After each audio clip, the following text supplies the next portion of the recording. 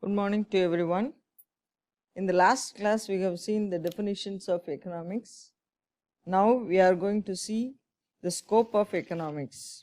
What is meant by scope? Scope refers to the subject matter of economics. Whether the subject is an art or science, you will analyze. Next thing, whether it is a positive science or a normative science. Now we will see the subject matter of economics. See, there is a diagram given in the subject matter. Usually in economics, the concept arises only from the wants. Human wants are unlimited. Without wants, nothing happens. That means ப்ரொடக்ஷனோ கன்சம்ஷனோ எதுவுமே நடக்காது. எதன் அடிப்படையில் ஒரு இது தொடங்குது அப்படின்னு சொன்னால் from the human wants. Why human beings demand goods? So the producer puts their effort to produce commodities. So first thing wants, then next the producers are putting their efforts to employ the factors of production, and they are producing commodities, and they are distributing the commodities through the exchange process. The consumers and the producers have a link.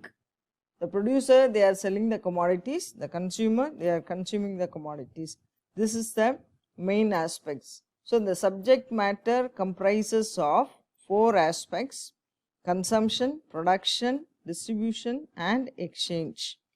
Now we will see main thing, the subject matter.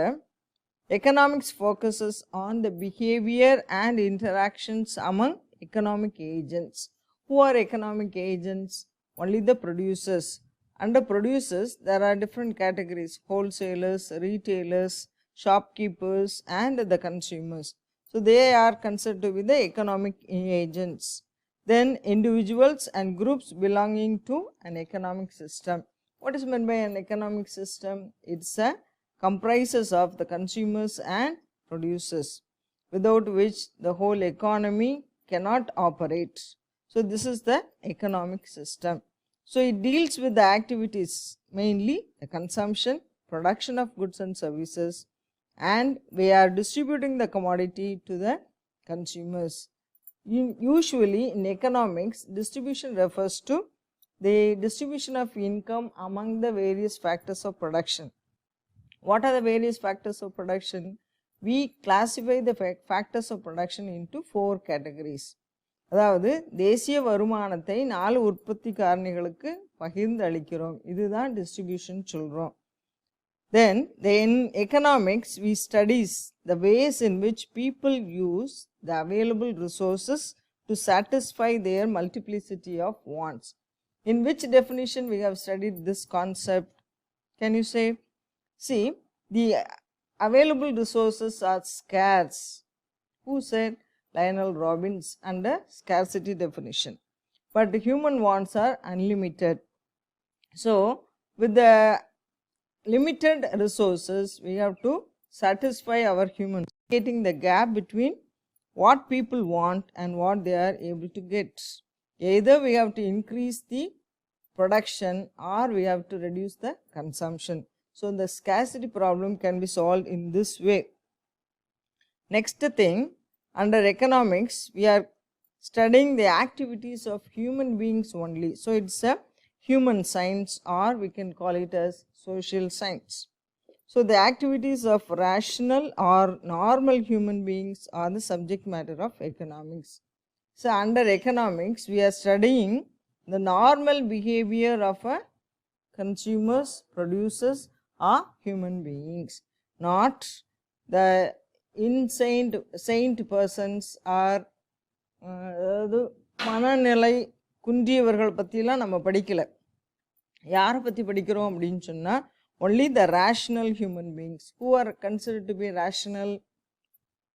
ஆறறிவு படைத்த மனிதன், அதான் rational, one who thinks which is good and which is bad, or what is good and what is bad, one who is able to differentiate. All human activities related to wealth also constitute the subject matter of economics. So this definition was given by Marshall, that is wealth definition. So thus human activity is not related to wealth. It is non-economic activities are not treated as economics. So under economics, we study only the wealth, that is according to Marshall. For example, playing cricket for pleasure, mother's child hair, that all we are not studying under economics. So the subject matter comprises of these things. Next we will see whether economics is an art or a science. So why economics is considered to be an art subject? So the argument is, some economists argue that it is an art. So they have to say why we are describing it as an art. Art is the practical application of knowledge for achieving particular goals. So why we are studying the subject is, we have to reach some goal. For what purpose we are studying? So that purpose have to be solved. So economics provides guidance to the solution to all the economic problems. So economic problem is scarcity, welfare. So how we can apply the scarce resources in different ways. So this economics provide solution to all such problems. So it is considered to be an art subject. According to A.C. Pigou, Alfred Marshall and others also regard economics as an art. So these are the points for supporting an art. Some economists argue that மற்றவங்கலாம் என்ன சொல்கிறாங்கன்னா, it's a science subject. அப்போ சயின்ஸுங்கிறது என்ன அப்படின்னு சொன்னால், it's a systematic study of knowledge. That is, all the relevant facts are collected, classified and analyzed with its scale of measurement. Everything have to be proved under science. சயின்ஸில் பார்த்தீங்கன்னா லேபில் அதை prove பண்ணி காமிச்சா தான் அது சயின்ஸுன்னு சொல்கிறோம். அதே மாதிரி இப்போ ஃபார் எக்ஸாம்பிள் லா ஆஃப் டிமாண்டுன்னு ஒரு தியரி கொடுத்துருக்குறாங்க, டிமாண்ட் தியரியில். இதில் பார்த்தீங்கன்னா அந்த தியரியில் there is an inverse relationship between price and quantity demanded. இதுதான் லா ஆஃப் டிமாண்ட்.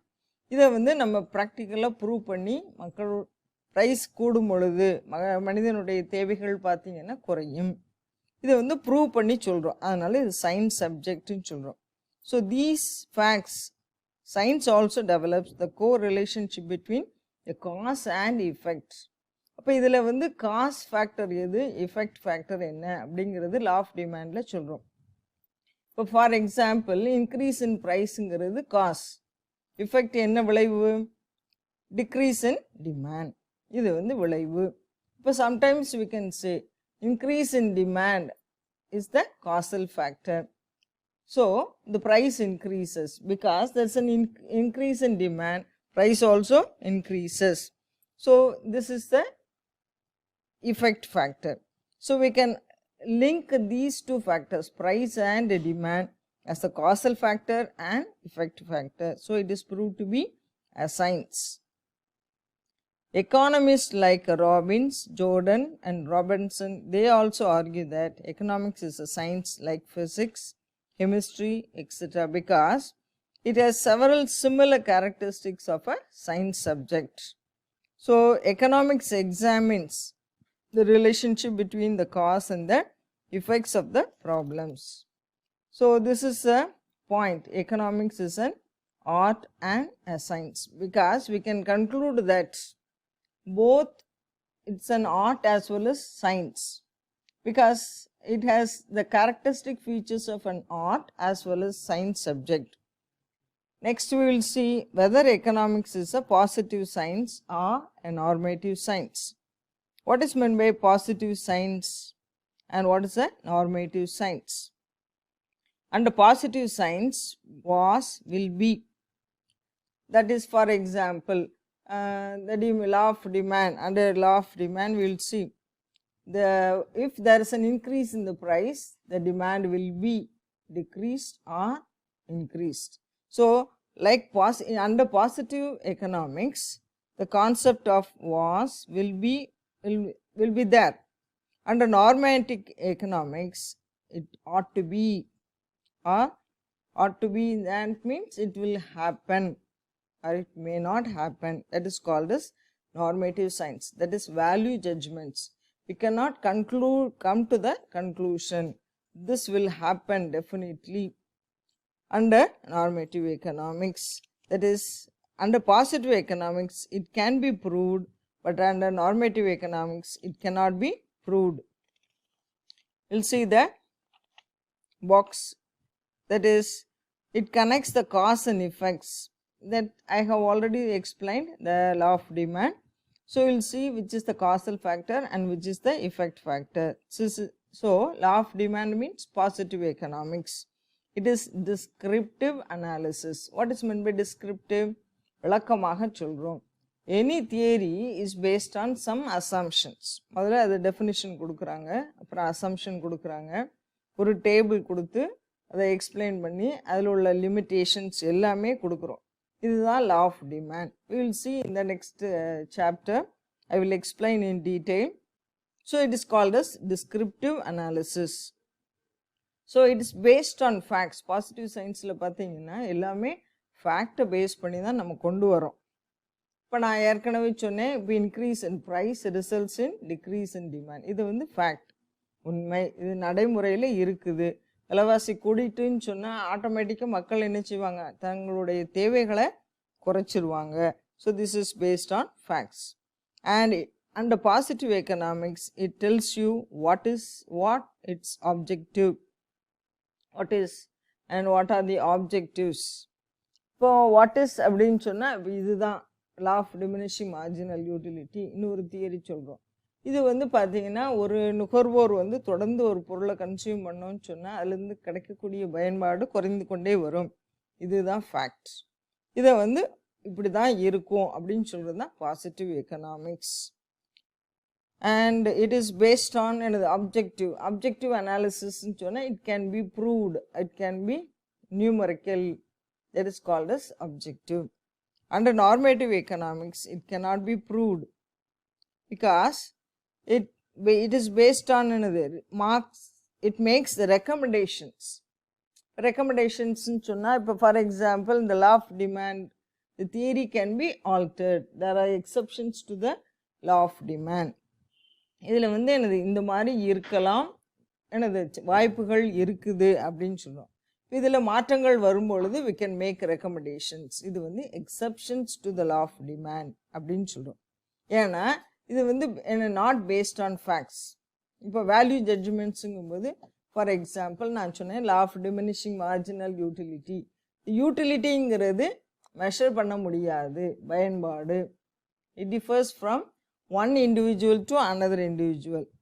அதனால் அது மெஷர் பண்ண முடியாதுங்கிறனால இது என்ன, இட்ஸ் நாட் பேஸ்ட் ஆன் ஃபேக்ட்ஸ்ன்னு சொல்கிறோம். அப்புறம் it tells you should behave, you should have been are you should be, இப்படி இருக்கலாம் இல்லை இருந்தால் நல்லது அப்படின்னு சொல்லாமே ஒழிய இப்படித்தான் இருக்கணும் அப்படிங்கிறது நார்மேட்டிவ் சயின்ஸில் கிடையாது. அண்ட் இட் இஸ் ப்ரிஸ்கிரிப்டிவ்னு சொல்கிறோம். இப்போ டாக்டர்ஸ் வந்து இப்போ என்ன செய்கிறாங்கன்னா தே ஆர் ப்ரிஸ்கிரைபிங் மெடிசன்ஸ். இப்போ இது சாப்பிட்டா நீங்கள் க்யூர் ஆகும் அப்படின்னு சொல்கிறோம். இப்போ அதனால் தே கேன் மேக் ரெக்கமெண்டேஷன்ஸ். இப்போ இந்த ஃபீவருக்கு நீங்கள் இந்த மெடிசன் எடுத்துக்கலாம், அதேமாரி இந்த ப்ராப்ளத்துக்கு இந்த சொல்யூஷன் தீர்வாகும். பட் இதுதான் தீர்வுன்னு நம்ம சொல்ல முடியாது. இதுதான் நார்மேட்டிவ் எக்கனாமிக்ஸ்ன்னு சொல்கிறோம். Because it is a subjective analysis. Now we will see economics as a positive science and normative science. இப்போ பாசிட்டிவ் சயின்ஸ்னால் என்னன்னு பார்த்தோம்.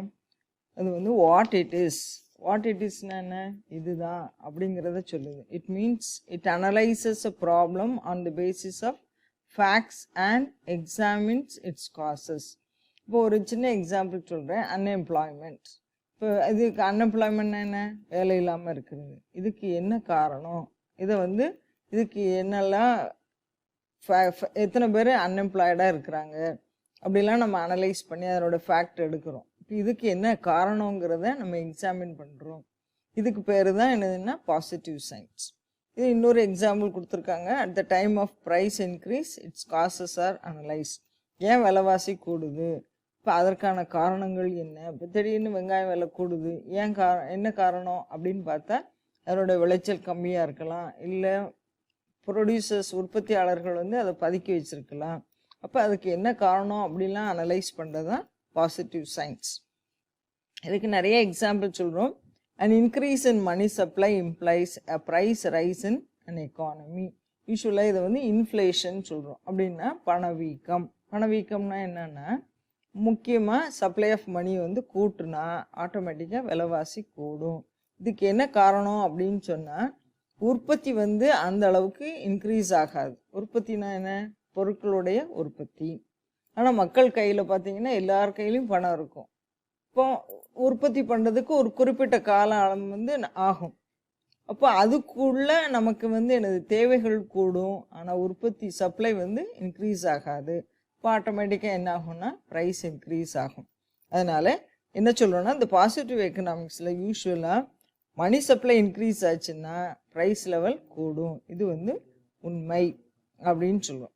ரெண்டாவது பார்த்தீங்கன்னா, irrigation facilities, application of chemical fertilisers, இதெல்லாம் நம்ம யூஸ் பண்ணோம்னு சொன்னால் கண்டிப்பாக டெஃபினட்டாக production of food grains increase ஆகும். இது ஃபேக்ட். இப்போ இதெல்லாம் பாசிட்டிவ் எக்கனாமிக்ஸுக்கு எக்ஸாம்பிளாக சொல்கிறோம். ரெண்டாவது பார்த்தீங்கன்னா, increase in the birth rate and decrease in the death rate reflect the rate of growth of population. இப்போ இந்த மக்கள் தொகை வந்து கூடுறத 3 ஸ்டேஜஸாக நம்ம அனலைஸ் பண்ணுறோம். சில இதில் பார்த்தீங்கன்னா பர்த் ரேட்டு வந்து கூடும், டெத் ரேட்டு குறையும்.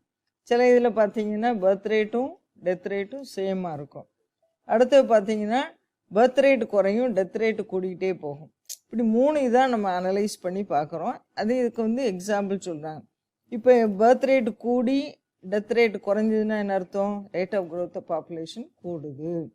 இப்போ இதெல்லாம் பாசிட்டிவ் எக்கனாமிக்ஸுக்கு மீனிங் உங்களுக்கு புரியறதுக்காக எக்ஸாம்பிளோட சொல்கிறாங்க. இப்போ நெக்ஸ்ட் இது பார்த்தீங்கன்னா அடுத்தது நார்மேட்டிவ் எக்கனாமிக்ஸ். இப்போ அதில் யூஸ்வலாக பார்த்தீங்கன்னா என்ன சொல்கிறோம், it represents questions like what ought to be, என்ன ஆகும், என்ன விளைவுகள் ஏற்படுத்தும், எப்படி நடக்கும், என்ன விளைவுகளை அதை ஏற்படுத்தும், அப்படிலாம் சொல்கிறது வாட் ஆட் டு பி. இப்படி இருந்தால் என்ன ஆகும் அப்படின்னு சொல்லுவோம். இப்போ ஃபார் எக்ஸாம்பிள், இப்போ conclusions and results R not based on facts but on different considerations belonging to social, cultural, political, religious realms அப்படின்னு சொல்லுவோம். இப்போ அதனுடைய தாக்கங்கள் விளைவுகள் எதை சார்ந்து இருக்குது அப்படின்னு சொன்னால், இப்போ பொலிட்டிக்கல் ஃபேக்டர்ஸ்னால நம்ம சொல்லக்கூடிய சில கருத்துக்கள் வந்து மாறலாம். அது வந்து இந்த மாதிரி ஒரு தாக்கத்தை ஏற்படுத்தும். கல்ச்சுரல்னால் என்ன அர்த்தம், மக்களுடைய பிஹேவியர்ஸ், கல்ச்சர். இப்போ நம்மளுடைய தமிழ்நாட்டு கல்ச்சர் என்ன, பாரம்பரியம் என்ன, அதுக்கு ஏற்ற மாதிரி சில விஷயங்கள் மாறலாம். சோஷியல் ஆஸ்பெக்ட்ஸ்னால் என்ன, சொசைட்டியில் மக்கள் எப்படி பிஹேவ் பண்ணுறாங்க, இதெல்லாம் எனது மாற்றத்துக்கு உட்பட்டது. இப்போ நான் சொன்ன கருத்து அப்படியே நடக்கும்னு சொல்ல முடியாது, ஏன்னா இந்த மாதிரி காரணங்களே அது சார்ந்திருக்கு. இது வந்து நார்மேட்டிவ் சயின்ஸ்ன்னு சொல்கிறோம். ஏன்னா சொன்னது அப்படியே நடக்கும்னு சொல்ல முடியாது. They are basically subjective in nature. சப்ஜெக்டிவ்னா என்ன, உணர முடியாது, சொல்லலாம், ஆனால் அது வந்து எனக்கு ஃபீல் பண்ணலாம். ஒவ்வொருத்தங்களுக்கும் கருத்துக்கள் அது வேறுபடும், வித்தியாசப்படும். இதை வந்து நம்ம குவான்டிடேட்டிவ் டேர்ம்ஸ்லாம் அனலைஸ் பண்ணி அதை ப்ரூவ் பண்ண முடியாது. இதனால இது நார்மேட்டிவ் எக்கனாமிக்ஸ்ன்னு சொல்கிறோம்.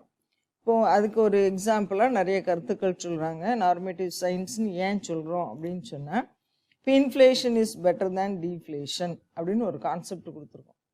இப்போ இதில் பார்த்தீங்கன்னா இன்ஃப்ளேஷன்னா என்ன, டீஃப்ளேஷன்னா என்னன்னு புரிஞ்சுக்கணும். இன்ஃப்ளேஷன்னா பணவீக்கம் அப்படின்னா அதுக்கு வந்து என்ன அர்த்தம் அப்படின்னு சொன்னால், இப்போ சப்ளை ஆஃப் மணி கூடுச்சின்னு சொன்னால் விலைவாசி கூடும். இது வந்து இன்ஃப்ளேஷனுக்கு சொல்கிறோம்.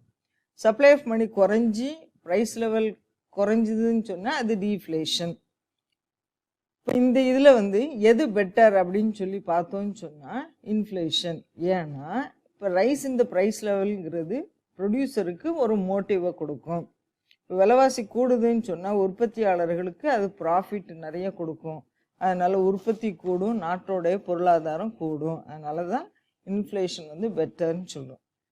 இப்போ சப்ளை ஆஃப் மணி குறையிறதுனால இப்போ விலைவாசியும் குறையும். விலைவாசி குறைஞ்சதுன்னு சொன்னால் உற்பத்தியாளர்கள் என்னாகும், உற்பத்தி பண்ண மாட்டாங்க, ஏன்னா அவங்களுக்கு லாபம் இல்லை. அதனால் டீஃப்ளேஷனை விட இன்ஃப்ளேஷன் பெட்டர்னு சொல்கிறோம். ரெண்டாவது கருத்து பார்த்தீங்கன்னா, more production of luxury goods is not good for a less developed country. இப்போ லெஸ் டெவலப்டு கண்ட்ரின்னா என்ன அப்படின்னு சொன்னால் சாதாரணமாக 3 கேட்டகரியை நம்ம பிரிக்கிறோம். Developed, under developed, developing countries, less developed country. இப்போ நம்ம இந்தியா இதில் இருக்குதுன்னு சொன்னால் டெவலப்பிங் நேஷன்ஸ். இப்போ லெஸ் டெவலப்டு கண்ட்ரிஸ்ன்னு சொன்னால் பின்தங்கிய நாடுகள். இப்போ இதுக்கு வந்து நமக்கு அத்தியாவசியமான பொருட்கள் தான் உற்பத்தியில் அதிக அளவு ஈடுபடணும். அதை விட்டுட்டு நம்ம என்ன செய்கிறோம், நிறைய ஆடம்பர பொருட்கள் உற்பத்தியில் கான்சன்ட்ரேட் பண்ணோன்னு சொன்னால் அது நாட்டுடைய பொருளாதார வளர்ச்சிக்கு நல்லதல்ல. ஏன் அப்படின்னு சொன்னால் இது யார் லக்ஸுரி குட்ஸை வாங்குவா? பொதுவாக பணக்காரங்க தான் வாங்குவாங்க. ஏழைகள் வந்து வாங்குறதுக்கு வாய்ப்பு இல்லை. இப்போ நீ அதில் கான்சன்ட்ரேட் பண்ணாமல் நம்ம என்ன செய்யணும், கன்சியூமர் குட்ஸ், பொதுவாக நெசசரி குட்ஸ் வந்து ப்ரொடியூஸ் பண்ணணும் அப்படின்னு சொல்கிறோம். இது வந்து சஜஷன் தான். அதனால் இதை வந்து நார்மேட்டிவ் எக்கனாமிக்ஸ்ன்னு சொல்கிறோம். தேர்ட் இது பார்த்தீங்கன்னா inequalities in the distribution of wealth and income should be reduced. அப்படின்னா இன்இக்வாலிட்டிஸ் அப்படின்னு சொன்னால் என்னென்ன அர்த்தம், பணக்காரங்களுக்கும் ஏழைகளுக்கும் உள்ள பாகுபாடு, வேறுபாடு வந்து குறைக்கணும்னு சொன்னோம். அது the rich becomes richer, the poor becomes poorer. பணக்காரன் ஆகிட்டே போகிறான், ஆனால் புவர் பீப்புள் இன்னும் புவரர் ஆகிட்டே இருக்கிறாங்க. அந்த gap between the rich and the poor வந்து குறைக்கணும். அப்போ யாருக்கு அதிக அளவு அரசாங்கம் வந்து நன்மைகள் செய்யணும்னு சொன்னால் புவர் பீப்புள். ஏன்னா அவங்களுடைய வாழ்க்கை தரத்தை வந்து கூட்டணும். அப்போ பணக்காரங்கள்கிட்டருந்து நம்ம டேக்ஸ் மூலமாக அந்த வருவாயை எடுத்து ஏழைகளுக்கு உதவணும். இதுதான் எனது சஜஷன் நார்மேட்டிவ் எக்கனாமிக்ஸில் சொல்லுவோம். So economics as a positive science and a normative science இதை பார்த்துட்டோம். Next will see basic concepts in economics. இப்போ ஃபஸ்ட்டு பார்த்தீங்கன்னா 3 இதாக பார்க்குறோம். What is the subject matter of economics, whether economics is a science or a not. அப்புறம் அடுத்து பார்த்தோன்னா economics is a positive science or a normative science. நம்ம 3 aspects பார்த்துட்டோம். இப்போ அடுத்து என்ன பார்க்க போகிறோம் அப்படின்னு சொன்னால் பேசிக் கான்செப்ட்ஸ் இன் எக்கனாமிக்ஸ். அதுலேயே நிறைய கான்செப்ட் இருக்குது. நம்ம ஒன்று பார்க்கலாம். ஃபஸ்ட்டு என்னென்ன கான்செப்ட்ஸ்லாம் யூஸ் பண்ணோன்னு சொன்னால் குட்ஸ் அண்ட் சர்வீசஸ். ரெண்டாவது பார்த்தீங்கன்னா யூட்டிலிட்டி. மூணாவது பார்த்தீங்கன்னா ப்ரைஸ். நாலாவது பார்த்தீங்கன்னா மார்க்கெட்ஸ். அஞ்சாவது காஸ்ட். அடுத்தது ரெவென்யூ. அப்புறம் ஈக்லிபிரியம். அடுத்தது income. First will see goods and services. குட்ஸ்னால் எக்கனாமிக்ஸில் என்ன அர்த்தம் அப்படின்னு சொன்னால் பண்டங்கள் மற்றும் சேவைகள், இல்லைன்னா பணிகள் அப்படின்னு சொல்லுவோம். இப்போ பண்டங்கள்னால் நம்ம சாப்பிட்ற அந்த பண்டம்ன்ட்டு இல்லை, குட்ஸ்னாலே பொருட்கள் அப்படின்னு சொல்லுவோம். இதில் வந்து 2 விதமான குட்ஸ் இருக்குது, ப்ரொடியூசர் குட்ஸ், கன்சியூமர் குட்ஸ். இதுக்கு குட்ஸுக்கு இன்னும் நிறைய நேம்லாம் இருக்குது. என்னெல்லாம் சொல்கிறோம் அப்படின்னு சொன்னால் யூஸ்வலாக ப்ராடக்ட்ஸுன்னு சொல்கிறோம், கமாடிட்டிஸ்ன்னு சொல்கிறோம், திங்ஸுன்னு சொல்கிறோம். அதனால் குட்ஸ் வந்து என்னது நிறைய பேரை சொல்லி சொல்கிறோம். இதெல்லாம் ப்ராடக்ட்ஸ், கமாடிட்டிஸ், திங்ஸ் எக்ஸெட்ரா. இப்போ குட்ஸுங்கிறது என்ன அப்படின்னு சொன்னால் அதில் சில கேரக்டரிஸ்டிக்ஸ் ஃபீச்சர்ஸ் இருக்குது. எதெல்லாம் அப்படின்னு சொன்னால் ஃபஸ்ட்டு வந்து material things, they are tangible. குட்ஸ்னாலே என்ன அர்த்தம்னா பார்க்கக்கூடியது. அதே சமயம் நம்ம வந்து என்னது அந்த பொருளை எடுக்கக்கூடியது, அதான் மெட்டீரியல். அதுக்கு ஒரு உருவம் உண்டு அப்படின்னு சொல்லணும். தே ஆர் டேஞ்சிபிள்னா என்ன அர்த்தம், மூவபுள். மூவபுள்னா என்ன, ஒரு இடத்துலேருந்து இன்னொரு இடத்துக்கு நகட்டலாம். இப்போ ஃபார் எக்ஸாம்பிள் சாக் பீஸ், இது வந்து குட்ஸ். இது வந்து என்னது டேஞ்சிபிள். இந்த சாக் பீஸை நான் இங்கேருந்து இங்கே தூக்கி வைக்கிறேன். டஸ்டர், இதுவும் இங்கேருந்து அங்கே தூக்கி வைக்கிறேன், இதுவும் எனது டேஞ்சிபிள் அப்படின்னு சொல்கிறோம். அடுத்து பார்த்தீங்கன்னா குட்ஸுக்கு இன்னொரு கேரக்டரிஸ்டிக் ஃபீச்சர்ஸ் என்ன அப்படின்னு சொன்னால் இட் ஹஸ் ஃபிசிக்கல் டைமென்ஷன்ஸ். ஃபிசிக்கல்னா என்ன, ஃபிசிக்கல் ஃபீச்சர்ஸ்னால் சில உருவ அமைப்புகள், கேரக்டர்ஸ் இதெல்லாம் இருக்குது அப்படின்னு சொன்னால் their physical attributes can be preserved over time. இப்போ ஒரு எக்ஸாம்பிள், இப்போ சாக் பீஸ் அப்படின்னு எப்படி இருக்கும், சிலிண்டர் ஷேப்பில் இருக்குது. இது வந்து நம்ம ஒரு பாக்ஸில் மொத்தமாக அடைச்சி வச்சுருக்கிறோம். எவ்வளோ நாளைக்குனாலும் அதை பயன்படுத்தலாம். 1 வருஷத்துக்கும் பயன்படுத்தலாம், 6 மாதத்துக்கும் பயன்படுத்தலாம். இது வந்து சில கேரக்டரிஸ்டிக்ஸ். எதுக்கு பயன்படுது, சாக் பீஸ் போர்டில் எழுதுறதுக்கு. இது வந்து என்னது ஃபிசிக்கல் டைமென்ஷன் சொல்லுவோம். அடுத்து தேர்ட் இது பார்த்தீங்கன்னா exist independently of their owner. இப்போ ப்ராடக்ட்டுங்கிறது குட்ஸுங்கிறது என்னது ஒரு இண்டிபெண்ட் ப்ராடக்ட்ஸ். இண்டிபெண்ட்னா என்னது தனிப்பட்ட ப்ராடக்ட்ஸ் ஆஃப் தேர் ஓனர். அந்த ஓனர்ஷிப் வந்து எனக்கு தான் சொந்தம்னு நம்ம சொல்ல முடியாது. இப்போ வந்து ஒரு ப்ராடக்டை வந்து நம்ம மார்க்கெட்டில் விற்க போகிறோம் அப்படின்னு சொன்னால் அந்த ப்ராடக்டோட உரிமை யாருக்கு போகும்னு சொன்னால் கன்சியூமருக்கு. நான் பணம் கொடுத்து அந்த பொருளை வாங்கிட்டேன்னு சொன்னால் அந்த ஓனர்ஷிப் யாருக்கு போயிடும்? கன்சியூமருக்கு. அதனால் ப்ரொடியூசர் வந்து எனக்கு தான் சொந்தம்னு கிளைம் பண்ண முடியாது. இப்போ அடுத்து பார்த்தீங்கன்னா are owned by some persons. இப்போ சில இதில் பார்த்தீங்கன்னா புக்ஸ்லாம் பார்த்தீங்கன்னா பேட்டன்ட் ரைட்டுன்னு சொல்லுவோம், இது காப்பி ரைட், இதெல்லாம் இருக்குது. இது வந்து இவங்க ஓனர்ஷிப் கிளைம் பண்ணிக்கலாம். இதுவும் புக்ஸுங்கிறது ஒரு குட்ஸ் தான். இப்போ இதில் வந்து காப்பி ரைட், அந்த புக்கு நான் தான் எழுதியிருக்கேன்னு சொன்னால் அந்த காப்பி ரைட்டு நான் தான் கிளைம் பண்ண முடியும். இந்த புக்கை வேறு யாராவது காப்பி அடிக்கவோ பப்ளிஷ் பண்ணவோ முடியாது. இது வந்து சம் பர்சன்ஸ். இப்போ அடுத்து பார்த்தீங்கன்னா டிரான்ஸ்ஃபரபுள். ஒரு பொருள் வந்து ஒரு இடத்துலேருந்து இன்னொரு இடத்துக்கு மூவ் பண்ணிக்கலாம். இது வந்து இப்போ நீ திருநெல்வேலியில் இருக்கிறீங்க, சென்னையில் இருக்கிறவங்களுக்கு அந்த பொருளை அனுப்பணும்னு சொன்னால் என்ன செய்கிறோம்? அது கொரியர் மூலமாக அனுப்புகிறோம், இல்லை ட்ரெயின் மூலமாக, குட்ஸ் ட்ரெயின் மூலமாக அனுப்பலாம். இது வந்து டிரான்ஸ்ஃபரபுள். அப்புறம் it has value in exchange. எந்த பொருளுக்குமே அது வந்து என்னது பயன்பாடு இல்லை அப்படின்னு சொன்னால் யாருமே வாங்க மாட்டாங்க. அப்போ it must have exchange value. இப்போ கோல்டுன்னு நீங்கள் வாங்குறீங்க, இது குட்ஸ். இப்போ இந்த கோல்டுக்கு என்ன மதிப்பு இருக்குது? இப்போ அதை வந்து என்னது நம்ம நகையாக செஞ்சு போடுறோம். இப்போ சப்போஸ் நமக்கு பணம் தேவையாக இருக்குன்னா என்ன செய்கிறோம்? அந்த கோல்டை விற்றுட்டு அதை பணமாக்கிடுறோம். அதனால் it has exchange value. Next will see the kinds of goods. இப்போ அதுலேயே நிறைய வகைகள் இருக்குது. கைண்ட்ஸ் என்னெல்லாம் அப்படின்னு பார்க்குறோம். ஃபஸ்ட்டு பார்த்தீங்கன்னா free and economic goods. Free குட்ஸ்னால் என்ன? நமக்கு எந்த பணமும் கொடுத்து வாங்காமல் கிடைக்கக்கூடிய பொருட்கள்லாம் ஃப்ரீ குட்ஸ்ன்னு சொல்கிறோம். ஏர், வாட்டர், இது எல்லாமே ஃப்ரீ குட்ஸ்ன்னு சொல்கிறோம். இப்போ அதுவுமே இப்போ என்ன செய்ய வேண்டியது இருக்குது? காசு கொடுத்து வாங்கக்கூடிய சூழ்நிலை உருவாகுது அப்படின்னு சொல்கிறோம். அப்போ எக்கனாமிக் குட்ஸ்னால் என்ன? பணம் கொடுத்து வாங்கக்கூடிய பொருட்கள் எல்லாமே எக்கனாமிக் குட்ஸ். இப்போ இட் ஹேஸ் சம் யூசஸ். இப்போ டெஃபினிஷன் என்ன சொல்கிறாங்கன்னு சொன்னால், man does not need to incur any expenditure to own or use them. இது வந்து ஃப்ரீ குட்ஸ். நமக்கு வந்து அந்த இலவசமாக காற்றுக்கு ஆக்சிஜனை சுவாசிக்கிறோம், தண்ணி குடிக்கிறோம். பட் இப்போ என்ன செய்கிறோம்? மினரல் வாட்டர்லாம் காசு கொடுத்து வாங்குகிறோம். இப்போ இந்த ஃப்ரீ குட்ஸ் வந்து எக்கனாமிக் குட்ஸ் ஆயிடுது. எக்கனாமிக் குட்ஸ்லாம் இப்போ சில சமயம் ஃப்ரீ குட்ஸாக மாறுது. பட் கிளாசிஃபிகேஷன் இந்த மாதிரி சொல்கிறோம். Water was also an example in the past, but at present it has exchange value. So it's not a free good. இப்போ உங்களுக்கு புரிஞ்சிருக்கும்னு நினைக்கிறேன். இப்போ எக்கனாமிக் குட்ஸ்னால் என்ன? பணம் கொடுத்து வாங்கக்கூடிய பொருட்கள் எல்லாமே எக்கனாமிக் குட்ஸ். பணம் இல்லாமல் நம்ம ஃப்ரீயாக பயன்படுத்தக்கூடிய பொருட்கள் ஃப்ரீ குட்ஸ்ன்னு சொல்லுவோம். இப்போ அடுத்த கிளாசிஃபிகேஷன் பார்த்தீங்கன்னா consumer goods and capital goods. Next will see the consumer goods and capital goods. இப்போ அந்த பொருட்களே பார்த்தீங்கன்னா இன்னொரு வகையாக பிரிக்கிறோம். ஒன்று நுகர்வோர் பொருட்கள், இன்னொன்று உற்பத்தியாளர்கள் பொருட்கள். அப்படின்னா இப்போ consumer goods directly satisfy human wants. நுகர்வோருக்கு டைரக்டாக சந்தோஷத்தையும் திருப்தியும் கொடுக்கக்கூடிய பொருட்கள் வந்து கன்சியூமர் குட்ஸ்ன்னு சொல்கிறோம். இப்போ எக்ஸாம்பிள் டிவி. இப்போ நீங்கள் பார்த்தீங்கன்னா கடையில் போய் டிவி வாங்குறீங்க, உங்களுக்கு என்ன சந்தோஷம் கிடைக்குது? டிவியில் நிறைய நிகழ்ச்சிகள்லாம் பார்க்குறோம்.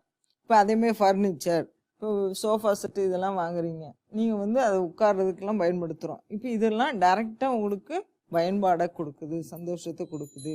இதுக்கு பேர் என்னென்னா கன்சியூமர் குட்ஸ். இப்போ கேபிட்டல் குட்ஸ் அப்படின்னு சொன்னால் இதுக்கு இன்னொரு நேம் என்னன்னு சொன்னால் ப்ரொடியூசர் குட்ஸ், உற்பத்தியாளர்களுடைய பொருட்கள், மூலப்பொருட்கள், இதெல்லாமே எனது ப்ரொடியூசர் குட்ஸ். மெஷினரிஸ் இதெல்லாம் எனது எக்ஸாம்பிளாக சொல்கிறோம். நான் ஒரு எக்ஸாம்பிள் சொல்கிறேன். இப்போ இந்த மெஷினரிஸ் அப்படின்னு சொன்னால் இந்த மெஷின்ஸ் மூலமாக நம்ம என்ன செய்ய போகிறோம்னா இன்னொரு நுகர்வோர் பொருட்களை உற்பத்தி பண்ண போகிறோம்.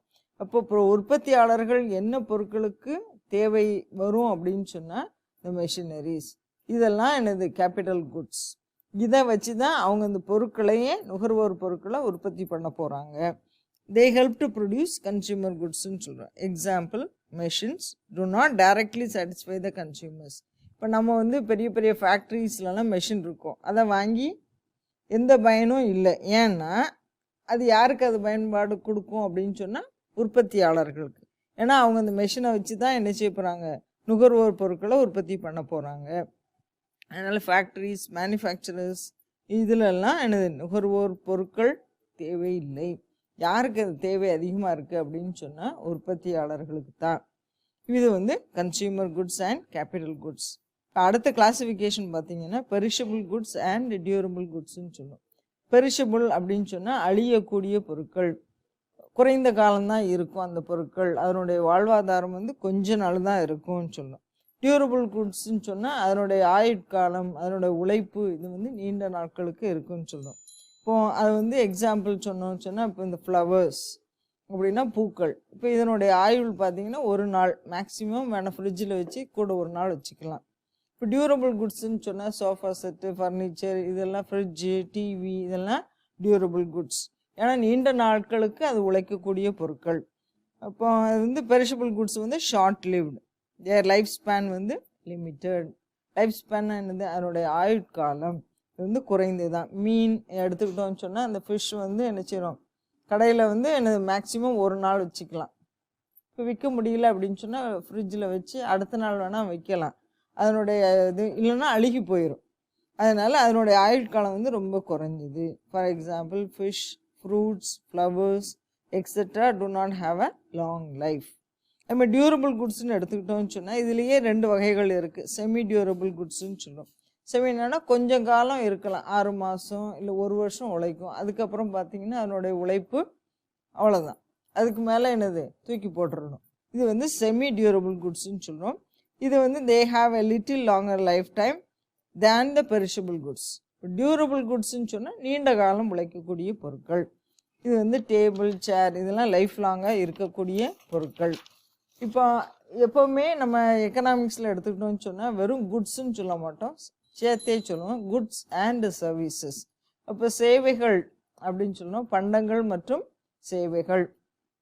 இது வந்து பார்த்திங்கன்னா இந்த சேவைகள் வந்து உணரக்கூடியது தானே ஒழிய பார்க்கக்கூடியது அல்ல. அது வந்து மெட்டீரியல் திங்ஸ்ன்னு சொல்ல முடியாது. இது வந்து இன்டேஞ்சிபிள் அப்படின்னு சொல்கிறோம். இன்டேஞ்சிபிள்னு என்ன அப்படின்னு சொன்னால் எனது மூவ் பண்ண முடியாது, பட் நம்ம அது வந்து அதனுடைய சர்வீசஸை உணரலாம். இப்போ ஃபார் எக்ஸாம்பிள் பிராண்ட் இமேஜ் அப்படின்னு சொல்லுவோம். இப்போ நீங்கள் எந்த மாதிரி பொருட்கள் வந்து அதை வாங்குறீங்க அப்படின்னு சொன்னால், இப்போ சாம்சங் அப்படிங்கிறது ஒரு பிராண்டு நேம். இப்போ அந்த கம்பெனியில் உள்ள ப்ராடக்ட் வந்து நல்லா இருக்கும். அது வந்து இந்த குட்வில்னா என்ன, கன்சியூமர்ஸ் மனசில் வந்து அது ஒரு நல்ல பேரை சம்பாதிச்சிருக்கு. அதனால் இப்போ வந்து அந்த பொருள் தான் நல்ல என்னது நீண்ட காலம் உழைக்கும், நல்ல பணிகளை தரும், ரொம்ப நாளைக்கு அதனுடைய சர்வீஸ் இருக்கும் அப்படின்னு நினச்சி நம்ம வாங்குகிறோம். இதுக்கு பேர் என்னன்னு சொன்னால் goodwill. But today the intangible things are converted and stored into tangible items. இப்போ நான் சொன்னக்கூடிய அந்த இன்டான்ஜிபிள் குட்ஸே இப்போ பார்த்தீங்கன்னா அது இப்போ டேஞ்சிபிள் குட்ஸாக மாற்றுறோம். டேஞ்சிபிள்னா என்ன, இப்போ எஸ்பி பாலசுப்ரமணியன் இருக்கார், அவர் நிறைய பாடல்கள் பாடியிருக்காரு, இளையராஜா நிறைய பாடல் மியூசிக்லாம் கொடுத்துருக்காங்க. இப்போ அதெல்லாமே என்ன செஞ்சிட்டோம் அப்படின்னு சொன்னால், இப்போ ஒரு மியூசிக் இதாக சிடியாவோ இதாவோ நம்ம கன்வெர்ட் பண்ணி கொண்டு வந்துடுறோம் பென் ட்ரைவில். இது வந்து டேஞ்சிபிள், எப்போனாலும் நம்ம அந்த பாட்டை கேட்கலாம், அதுமாரி படங்களை பார்க்கலாம், இதெல்லாம் என்னது. அப்போ இன்டேஞ்சிபிள்னு நம்ம மியூசிக்லாம் அப்போ கேட்ட பாட்டு இப்போல்லாம் கேட்க முடியாதுங்கிறது இல்லை சூழ்நிலை. இப்போ அந்த பாடல்களும் என்ன செய்யலாம், நம்ம பென் ட்ரைவில் காப்பி பண்ணி கேட்டுக்கலாம். அதனால் they are marked as a commodity good. இப்போ அந்த இன்டேஞ்சிபிளுமே இப்போ கமாடிட்டின்னு சொல்லி டேஞ்சிபிள் குட்ஸ்ன்னு சொல்கிறோம். அடுத்து பார்த்தீங்கன்னா ஹெட்ரோஜீனஸ் அப்படின்னு சொன்னால் வேறுபட்ட, மாற்று. ஹோமோஜீனியஸ்ன்னு சொன்னால் சேம், ஹெட்ரோஜீனஸ்னால் டிஃப்ரெண்ட்டுன்னு சொல்லுவோம். இந்த சர்வீசஸ் வந்து varies across regions or cultural backgrounds. இப்போ ஒவ்வொரு நாடுகள்லேயும் அந்த பணிகள் பார்த்திங்கன்னா வேறுபடலாம், வித்தியாசப்படும்.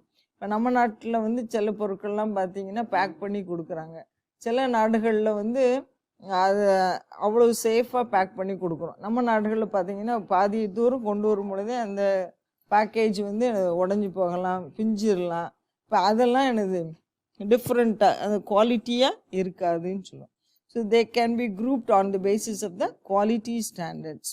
இப்போ ஐஎஸ்ஐ ஸ்டாண்டர்ட் உள்ள ப்ராடக்ட்ஸ்னு எடுத்துகிட்டுன்னு சொன்னால் அது குவாலிட்டி இருக்கும். இப்போ முட்டையுமே பார்த்தீங்கன்னா இப்போல்லாம் முன்னாடி பேப்பரில் இதில் கொடுப்பாங்க. இப்போ பார்த்தீங்கன்னா அதில் பாக்ஸில் கொடுக்குறாங்க. அது உடையாமல் அன்பிரேக்கபிள், சேஃபாக கொண்டு போகலாம். இதெல்லாம் என்னது ஹெட்ரோஜினஸ். இது ஒவ்வொருத்தருடைய ப்ராடக்ட்டை எப்படி கன்சியூமர்ஸை கொண்டு போகிறாங்க அப்படிங்கிறது தான் அந்த சர்வீஸ்.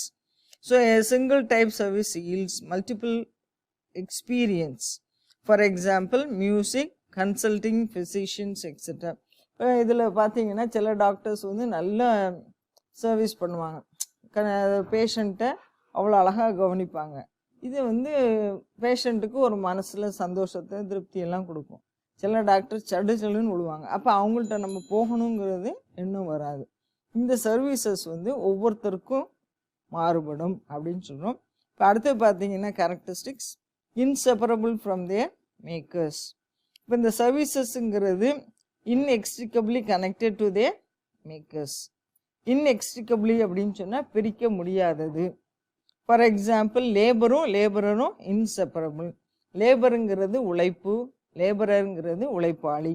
இந்த உழைப்பும் உழைப்பாளியும் பிரிக்க முடியாது. அதேமாரி சர்வீசஸ்ங்கிறது அந்த பொருட்களோடையே சேர்ந்து உள்ளது, அதனால ரெண்டையுமே பிரிக்க முடியாதுன்னு சொல்லுவோம். லாஸ்ட் இது பார்த்தீங்கன்னா perishable. Services cannot be stored as inventories like assets. இப்போ அசட் மாதிரி, அசட்னா என்னது, சொத்து, இது நிலையானது. அதேமாரி சர்வீசஸ் வந்து நிலையானதுன்னு சொல்ல முடியாது. இது காலத்துக்கு ஏற்ற மாதிரி மாறிக்கொண்டே வரும். அது நேரத்துக்கு ஏற்ற மாதிரியும் அந்த சர்வீசஸ் வந்து டிஃபர் ஆகலாம். மனிதனுக்கு மனிதன் அந்த சர்வீசஸும் டிஃபர் ஆகலாம். அதனால் it is useful to possess a ticket for a cricket match once the match is over. இப்போ அந்த மேட்ச் பார்க்குற வரைக்கும் அந்த டிக்கெட் நமக்கு யூஸ் ஆகும். அதுக்கப்புறம் அந்த டிக்கெட்டை தூர தான் போடணும். அதேமாதிரி சினிமா தேட்டருக்கு நம்ம போகிறோம், படம் பார்க்குறதுக்கு யூஸ் பண்ணுறோம், அப்புறம் அவ்வளோதான், அதனுடைய பணி முடிஞ்ச உடனே அது பயன்பாடு கிடையாது. அதனால் it cannot be stored and it has no value in exchange. அதுக்கப்புறம் அந்த டிக்கெட்னால எந்த பயனுமே கிடையாது. So in this class we have seen the subject matter of economics, whether economics is a art or a science, whether economics is a positive science or normative science. Then we will see that we have seen the basic concepts in economics.